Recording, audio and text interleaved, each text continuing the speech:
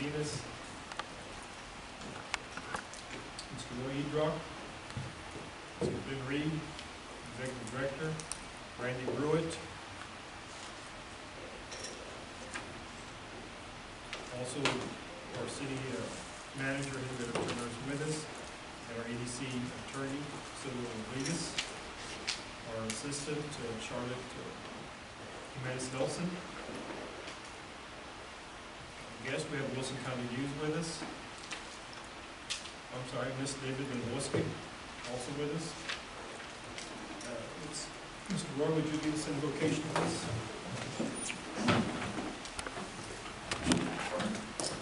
Let us pray. Gracious Heavenly Father, thank you for giving us this time to be here and gather together to have this meeting and give us wisdom to make the right decision for the city and for the FEDC. In the name of the Father, the Son, and the Holy Spirit. Amen. U.S. pledge. Allegiance to the flag of the United States of America and to the republic for which it stands, one nation, under God, indivisible, with liberty and justice for all. Honor the Texas flag. I pledge allegiance to thee, Texas, one state, under God, one and indivisible.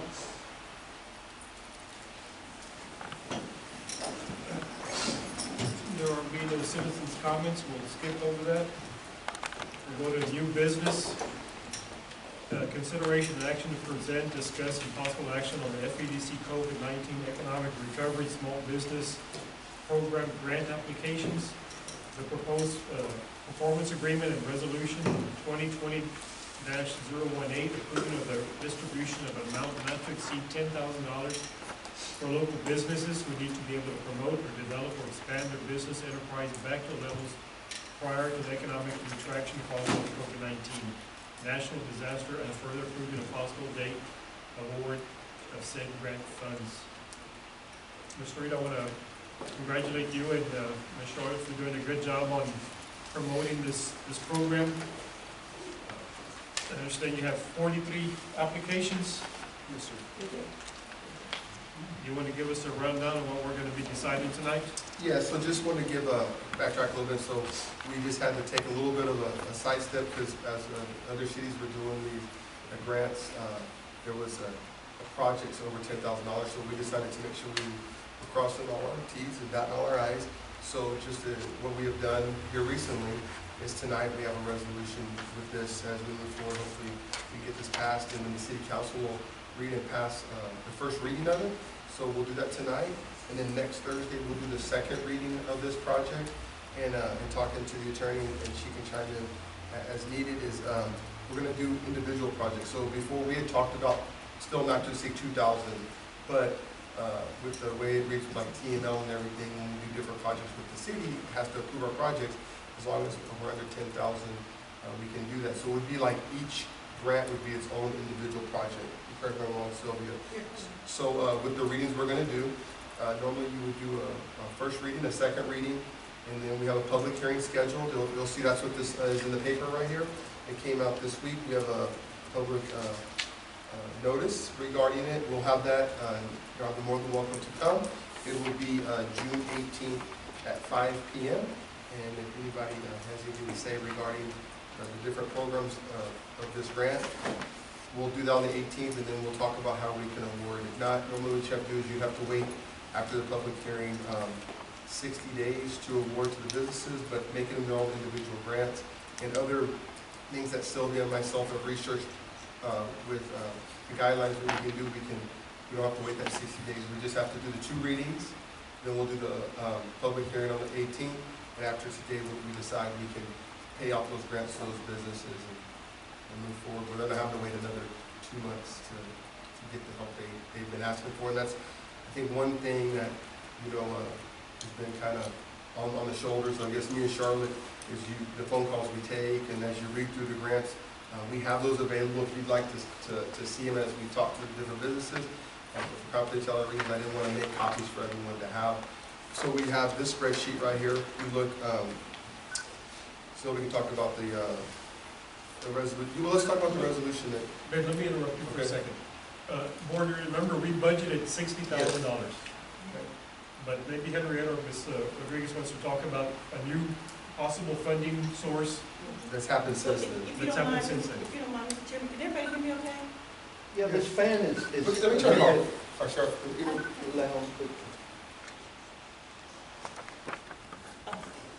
that better, David? Can you hear me now? Can you hear me now? Okay. So one of the things that we're really excited about at the last meeting, city council meeting, we had a special meeting, that they have CARES Act. CARES Act money is like stimulus money for municipalities. And if you just give me 1 second, I'll try not to talk too much, I'm all excited. So there are 242 counties in the state of Texas that didn't get this direct funding. So our little cousin down the street, San Antonio, the federal government just put that money in their account. And it's based off of $50 per capita for every person that they have, okay? So what they did for the smaller people, less than 500,000 people, which definitely was us, they gave the money to the state, and now the state's gonna pass it out to everybody else. So we have to jump through the hoops with the state. But according to what they're saying, our allocation is for the city of Floresville for $55 per head per person is somewhere close to, I like to round up, about $397,000. And they've already deposited $87,000, which is 20% in the city count already, okay? And so out of this allocation of the $397,000, they would allow you to do 25% of that money, no more, to give what they're calling economic grants. Is that what it's called, right? That's what it's called, yes. Economic grant. So that, what that means is that it can be for a business, school district, whatever, it's a grant. Not a loan, a grant. So they're allowing us to do so. And so we're really excited that we're able to do that, to spend that money. Now, of course, you're gonna have to justify that you spend it on COVID-19. They're making very sure that you do not use it to do budget shortfalls, yada, yada, yada, but everybody has had COVID expenses. I mean, the fact that I now have a Zoom membership, I'm gonna plan on doing that, those kind of things. And so what I asked the council to do is that I don't want to necessarily be the one to give money to the businesses. I want to be able to work in tandem and partnership with EDC, as you all have worked with us on other things, to say that what we'd like to do is do a match for your funding, for your grant, so whatever you want to do. So we want to be able to fund you all to do it. And so because you're doing all the public hearings, you don't have to do it twice, the public hearing and the application process, and so I get to say, we're supporting EDC, so when they come in to audit us, and we have the same auditor, we can say, that's how we use the funding was that. And so that just came about last week. We didn't have that money. And so we can do up to 25%. It's in our resolution. I just happen to have it here. Isn't that remarkable? Then it says, furthermore, the city council here authorizes the city manager to contribute not to exceed the 25% allocation to Floresville Economic Development Corporation to utilize said funds in the Floresville United Stimulus Grant Program.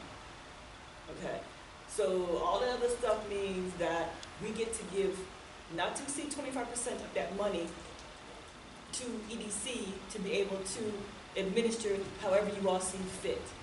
Okay, and then having these public hearings that he's talking about and doing all this resolution that the council is going to approve just shows that, yes, you can give the money out, everybody knows it's legitimate, there you go. Okay. Now, you really are helping me out because it would be really a challenge for the city of Floresville to find $397,000 to spend on COVID alone. I was like, okay, I gotta really be inventive for that. So it comes out to rough math, how much, Ben? About $107,000. Yes, so he's calculating my money. So it's Additional about funds. 170 additional funds. Yeah, because that's additional funds. it's 300? Yes, so I'm like, wow. Less than 100,000. 80-something thousand. Yeah. Yes. So that's what we're really excited about, and that's what we're gonna be able to partner with. But I don't need to reinvent the wheel. You all have spent all this time and energy and application process. We get to say when somebody comes to the city, business-wise or special district-wise, to ask for money, we're gonna say, EDC, we're partnering with them. You need to go through their criteria to be able to do that. So there's a different, now the time frame, and that this is a gift from the federal government. Uncle Sam has put some strings on it and a time limit on it. And so we have to be able to expend our funds or request our funds for reimbursement by December of 2020. So I set a date for myself of December 1. I guess I have the whole month of, you know, it's December, it's like Thanksgiving, New Year's, December. So it's safe to say there's going to be a second wave after Yeah. this disbursement? Yes, now, they give you, it's 100% reimbursement. There's the key of reimbursement, so the city has to expend the funds, tell them I have to expend the funds, and then ask them to come back. So that's what I'm gonna use, this $87,000 they've already deposited. I need to say, here's the first wave of money, okay? You all throw it out, prove it, I can prove to them, and then I'm gonna request for some more, and then I'm gonna, you know, so it'll keep Like a recycling the rolling same fund money, to spend. so that I don't have to dip into the city's money. So it's not like I can write a check for you, I wish I could, to 107 or whatever that amount is, but I can't. But I wanna base, as they deposit, and it's direct deposit, so they direct deposit it, we'll do it this way, and we can be able to get that. Our goal is to try to give all of the money away that we can, to So help when- people out. So when we were first looking at how we're gonna do this, kind of like today, this committee meeting, was like, maybe we go into closed session and talk about, you know, the spreadsheet on the businesses, and then we could have a rubric like, this has so many employees, this one got PPE, this one has already had a facade or signage grant, instead of like, get to like, he said, she said, so we just wanna maybe wanna put it out to y'all, maybe a recommendation to say, look, what about a flat rate to everybody that's applied? Everybody that's applied, I can vouch for myself and Charlotte as well. We've talked to her on the phone, have come in, have written a story, any applications about how they've been shut down due to COVID. They even had to pay some employees just so, you know, and the PPE is different because they didn't get to keep that money and have it as a profit. They had to pay their employees and send them home. So it was just it's kind of a skewed system anyway. And then, or they had to go to drive-through or delivery service and spend extra money for gas and deliver. So I was just thinking about with this wave and how we set the standard going forward, maybe we just award a set amount to these 43 and kind of move forward. So, you know, I did the math on different amounts we can talk about. And, or if you wanted to go through and just go through, itemize and talk about each one of them and say, okay, this one had this employee, you know, this one has this business, and then we set an amount, but then, you know, it's gonna get out there and how you justify you pay this one more than the other one. So, well, we're looking, so I ran the numbers on, like just, when I was first doing it on the $60,000, right? Because we knew we were gonna do some signage. So I was thinking about just paying, for these 43, $12,500, because we said not to exceed 2,000. So if you were to give every, business that applied, and justified, they fill all our applications out, and we met with them, that'd come out to $53,750. We would spend out of the $60,000. If we were to give them $1,500 per business, you're looking at $64,500. And then if you looked at just funding them not to exceed the $2,000, you're looking at $86,000 on the 43 applications that we got on the 29th. Now I do want to say, on my board, I have applications out there that people have picked up and not turned in. So as we had this extra funding and maybe we go extend it or put another 2 weeks out there, we're looking at, right now there's about 8 businesses currently that have applications out there, and then they're floating around because we closed off the online portion of it whenever we, on the 29th, so at 5 o'clock we just took it offline, they couldn't apply anymore. We could put that back up there, we could do some more walk-ins, reach out to those other 8 businesses, but that's for us to discuss later on. But with the new funding that's come through Henrietta, the signage and stuff didn't have to be as part of this influx of this first wave. You know, we could go out and get that signage, get those receipts on the city side, because they're allocating 25% of that budget, and we're not having to crunch the numbers on the $60,000. And that'd be my recommendation is, how can we get the most money to these businesses right now that they need it? Because some of them are rarely going like week to week right now, trying to come up. So do you feel comfortable with the 15 or what? I feel comfortable with the 15, with the light of what Henrietta said. If she felt comfortable saying, hey, we want to award that, and the city was okay with spending the extra 26 on that side. But I think the 15 would be good right now with the ones we have right now, and that would be my recommendation to kind of move forward. The flat rate of 1,500. Just across the board For the ones that we have, The not current counting the 8. No, not counting them. that didn't make it. No, and then, like I said, like if you were to put those numbers together, easy math, and they just matched our 60,000, so say we had 120 minus the 64, because they're gonna piggyback on what we're already doing, that still leaves us, $55,500 for the next wave. So if you divided that, you stuck to that 1,500. That leaves another 37 applications we can go out there in 2 weeks and let businesses know if they get it in or the next week. Because I think once they know that this is really going to happen, it'll come faster. Because at first it kind of a couple days, and once it took off and word of mouth, they were just, you know, as soon as it hit the paper, I think we were getting about 5 a day there the first few days. So.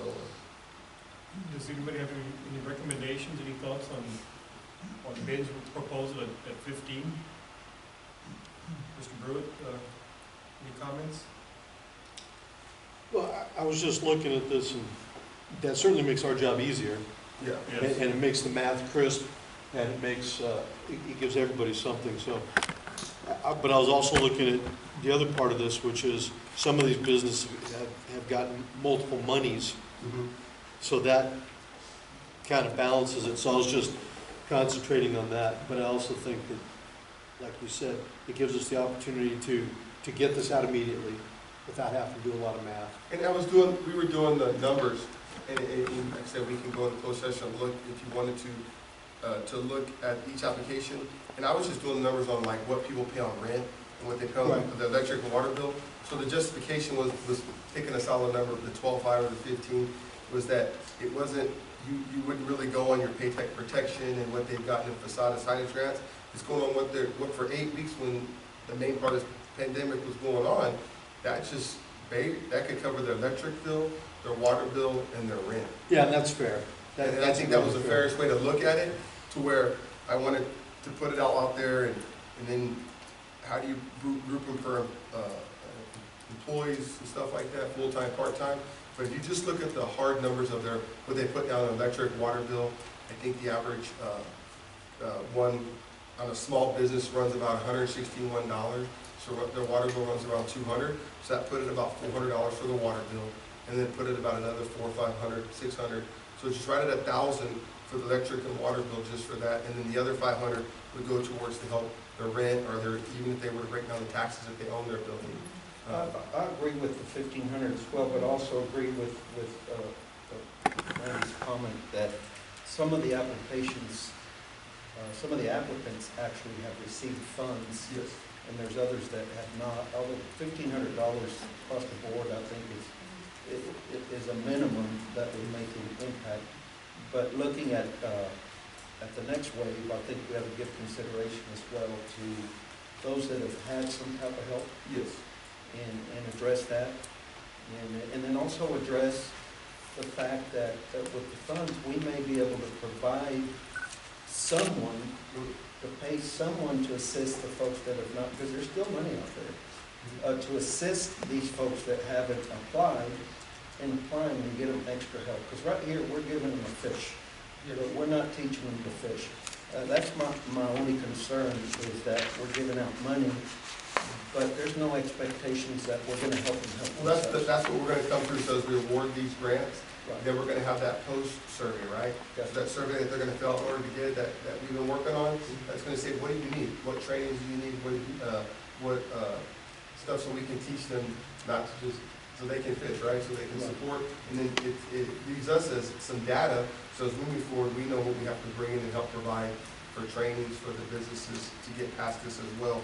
And, you know, and look at those numbers, they're high, but reach down to like, let me see, 1, 2, 3, 4, 5, 6, 7, 8. And this is where I see like the paycheck projection. So the 8th one you'll see had 42,000. I won't put the business name out there for confidentiality reasons, but you go and look at it, that business hasn't been able to be open, but the reason that business was able to get that funds because they had to pay those employees basically not really work, you know, so that's where some of this was, I felt was kind of skewed, Randy, when I was looking at these numbers, because I was like, it looked like they got a lot of money, but they weren't making income to help offset the payroll. They had to, the only reason they got that money, because they couldn't let anybody go during these 8 weeks. They had to keep them on the payroll. Now, if they would have let them go, then they couldn't apply for that paycheck protection program. So, No, I think you're right, and I think David's right. I think that it's probably the difference between health care and life support. yeah. I think the $1,500 is an emergency action life Yeah. support. And I look at the fact that, you know, I was really, we built this relationship as a board. So if you look at that facade and signage grant, and you looked at how many of these businesses we've currently helped with, like with some kind of grants we've done in the past, even before my time as a director, and then I see the ones that have zero, it's like, man, that's a great data set. How can I go to those businesses next year when we have those funds back available, help them upgrade their facade, signage and facade and things like that, so. Yeah, this turned out to be a good data point, because now Yeah. it lays out that we haven't helped before, Mhm. whether we can look forward to it in the future based upon the numbers. Yeah, Before, I don't think we had the record keeping right in front of us. And if you look at it, it's not like, and we did exactly what we reached out to do, right? We didn't want to get any big franchises. Yep. We didn't want to get anybody that already was a non-essential, so these were ones that were, they weren't essential, these were the non-essential businesses. And then you look at, these are mom and pops that are our future of our town. And I think we make a statement by just saying, you know what, we care about all y'all, but we're not gonna sit there and try to like, not so much that it's easy, we're not gonna justify that you deserve more than anybody else, but we're just gonna be here like an even bar and move forward, so. Mr. Chairman, if I may?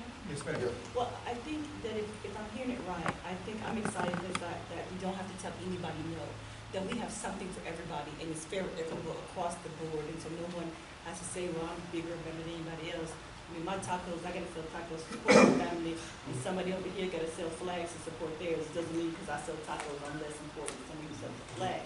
So I think that's something that's really, really exciting that we're able to do. And I think that the fact that it's not a one and done thing, that there could be another wave as people come forward and say, I got two, I'm still breathing, I'm still have my head above water. So let me see what the next phase is, and that there is some serious funding out there. So the next wave you may not do equal across the board. Yeah, and that's what I want to do. But it's enough, I think, to prime the pump to keep people going. And I think that's definitely some serious help. And I know I'm just so happy that the council agreed to follow your lead and to partner with you so that we can actually help support that initiative to say that we want to be able to support the businesses.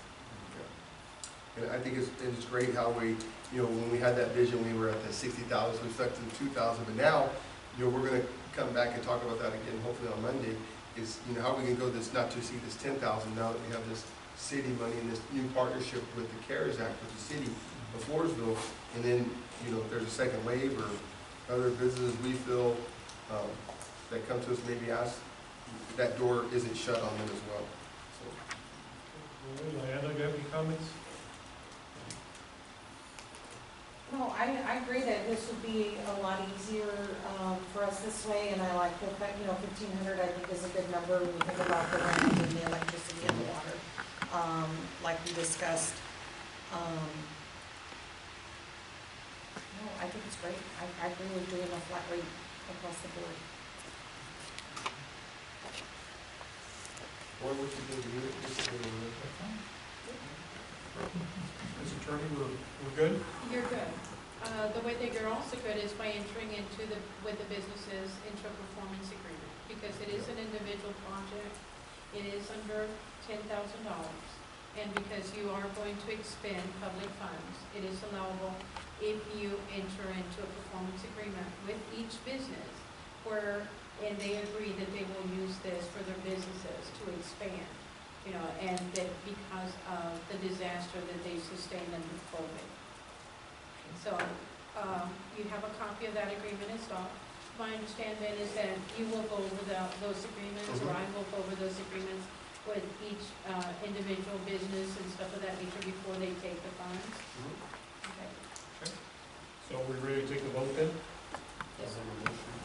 I just have a question about, what was, I know that we discussed the application process, but can one person under if a business is being held in one building and that person has, per se, like 2 businesses, they can receive grants for both of those businesses? Yeah, so, there's 2 different ways we looked at that in the application. So there's, I think, 2 businesses that, like, for example, there's a lady that has a hair salon. But then there's also, like a waxing and eyebrow thing. They're 2 separate entities that both share that rent, so they put that in the application of what their portion of the rent is and their portion of the rent. So that's why we were able to accept those applications and not turn them away. Now, what we did, and that was a good thing, you weren't here at the meeting, we talked about like barbers and hair salon and things like that. So if and they wrote it in their application. So if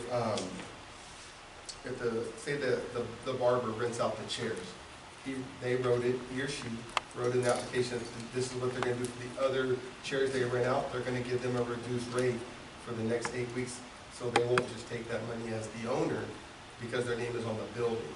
So it was a way that we justified helping everybody. So we reached out to that, really explained that to them. And so they had to give a plan to us, and we have it on file. And they'll say, okay, we're gonna, correct me if I'm wrong, Charlotte, so they let us know, like, okay, I have these 2 chairs I rent out. I charge $300 a month for those chairs, but for the next 8 weeks, because I'm getting this, I'm only gonna charge them $150. So I don't see that in writing.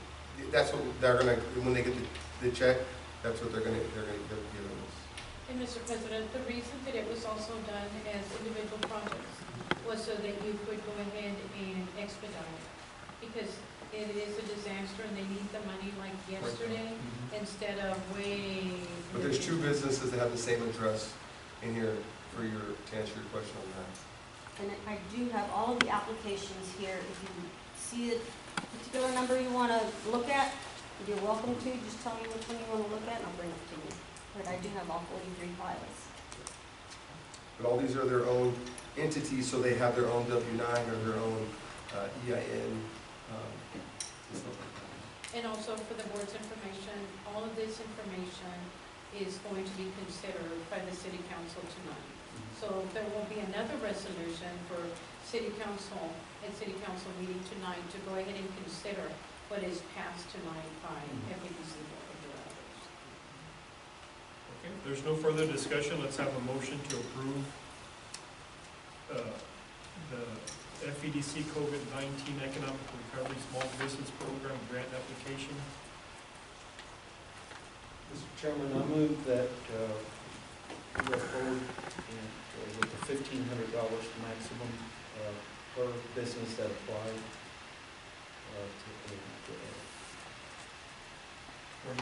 For the 43 applicants. the 43 applicants for a total amount not to exceed $64,500 legal. Mr. Mosca makes a motion to approve $1,500 for the 43 applicants. Is there a second to that motion? If I could have you add on maybe to the motion that we will award these grants after the public hearing on the 18th. Yes, to be awarded after the required public meetings and approval by the city council as well. I'm sorry, is there a second to the motion? Second by Mr. Pedrock. All in favor, say aye. Aye. All opposed, motion carries.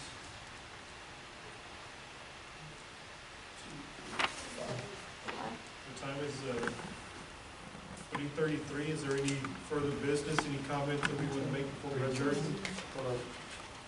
Mr. President, Yes, will the board also be approving the resolution? If we can have a motion on that as well? Okay, the resolution is Yes, part of sir. the action item, yes. Yes, please. Or do we want to amend that motion to include the rest? Because it would just have that one item. If we can, Mr. President, if we can amend the resolution to indicate that it is to approve the small business program grant applications, including the performance agreement and resolution, and then to be awarded after the public hearing. Yeah. Mr. Del Bosque, do you mind amending your motion to include the resolution? No, I would amend the motion to include the approving the small business program grant application the proposed performance agreement and resolution number 2020-018. Mr. Aldrich, will you second that motion? Yes. Second with the amendment, all in favor say aye. Aye. Same vote. Yes. Any other business? If not, the meeting's adjourned at 3:34, I believe. 3:35. Thank you very much. Council meeting time at 6.